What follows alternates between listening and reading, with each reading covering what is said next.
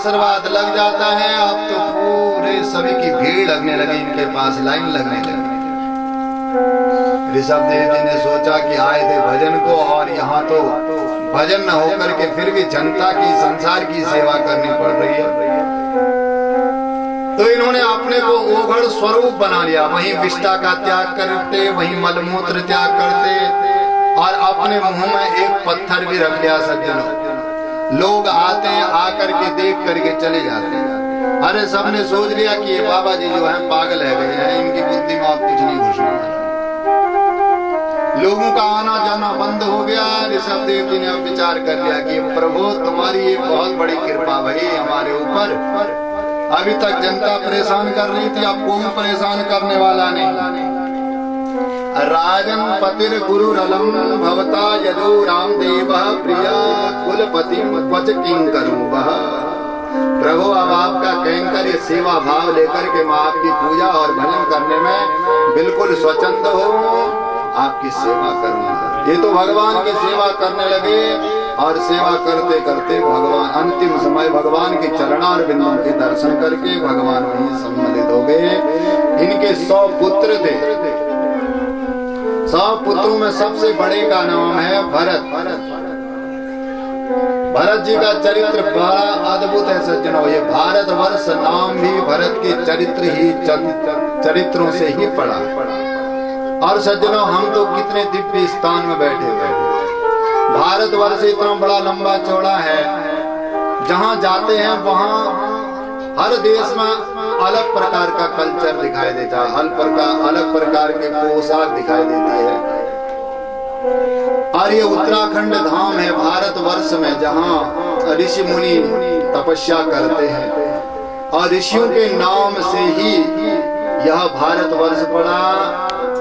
और इन तपस्थलियों में रह करके हम लोग अपने जीवन का आनंद ले रहे हैं, जहां प्रत्येक प्राकृतिक वस्तुओं से भी भगवान की रमणीय प्राकृतिक सौंदर्यता का आनंद आप लोग यहाँ पर बैठ करके ले रहे हैं।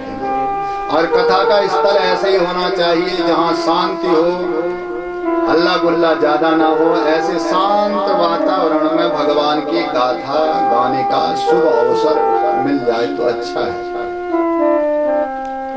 और भरत जी महाराज बड़े हो गए। एक दिन विचार आया कि मेरे पिताजी तो इतने बड़े भगवत वेत्ता हैं, भगवान के भजन करते करते उन्होंने अपने शरीर का त्याग दिया और मैं कहाँ यहाँ संसार के कार्यों में लगा हुआ हूँ। मुझे भी घर छोड़ देना चाहिए, भगवान का भजन करना चाहिए। भाइयों को राज्य कार्यभार सौंप करके ये जंगल की ओर चल दिए सज्जनों। वहां भजन करने लगे। भजन करते करते कई वर्ष व्यतीत हो गए।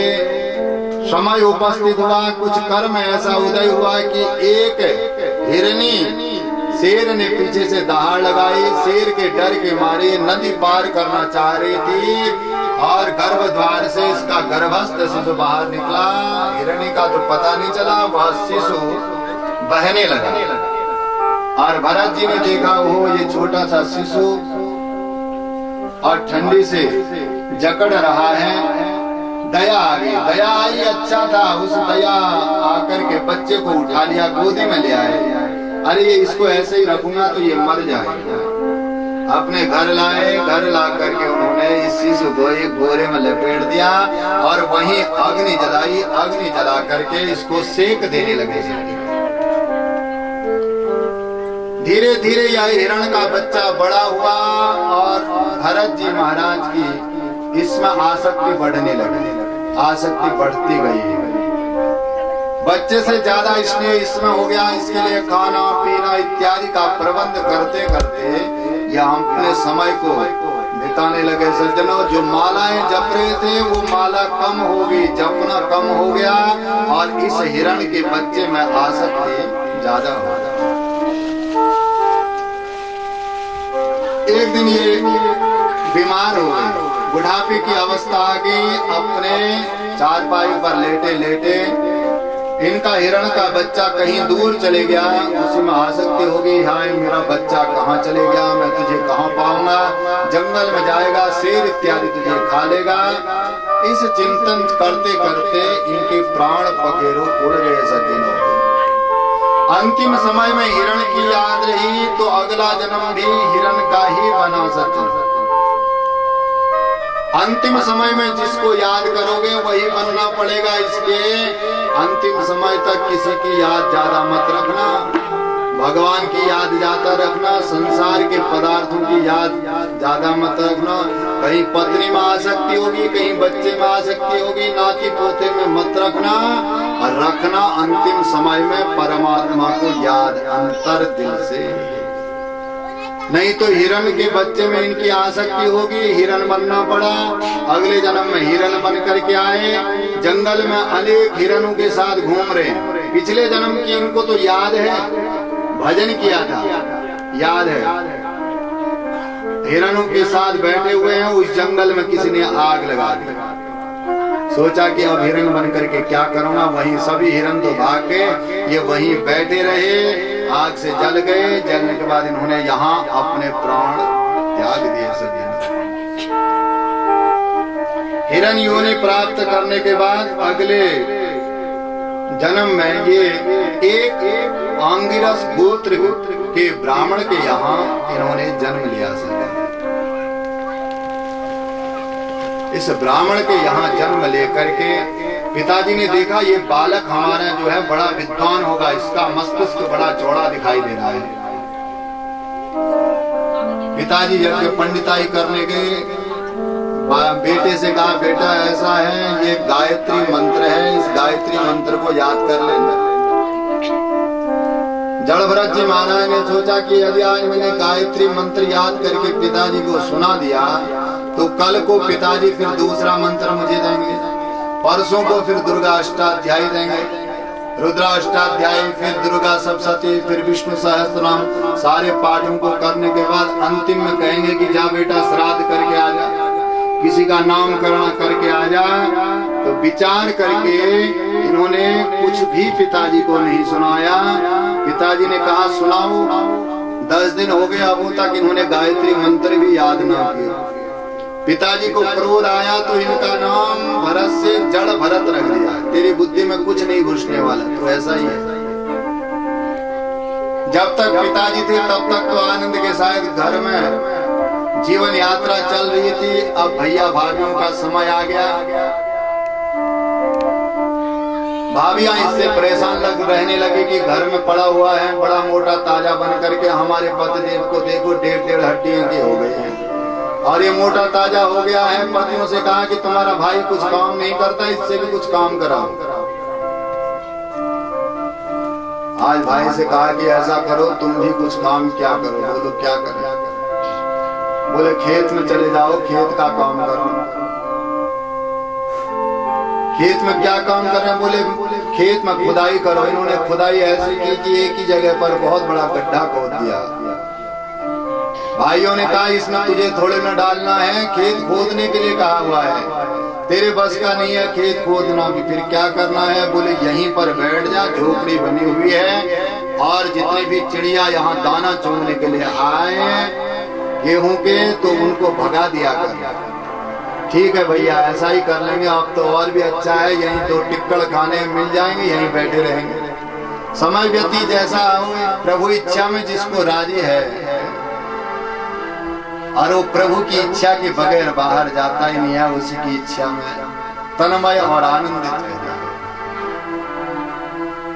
दिन व्यतीत हुए, 2-4 दिन के बाद भैया भाभी आए, खेत में देखा तो सारी चिड़िया दाना चुग रही हैं, ये भगा नहीं रहे।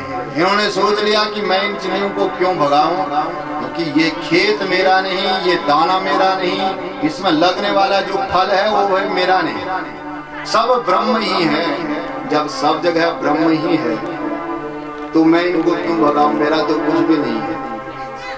तो सज्जनों वही स्थिति हमारी है, जिसको हम अपना मान बैठे हैं कि यह मेरा है, यह हमारा है नहीं, यह हमारी मूर्खता है। जिस प्रकार से हम कहते हैं चीनी मीठी है, चीनी मीठी नहीं है, ब्रह्म मीठा है। चीनी कहाँ से आई? गन्ने से आया, और वो गन्ना कहाँ हुआ? पृथ्वी में होगा।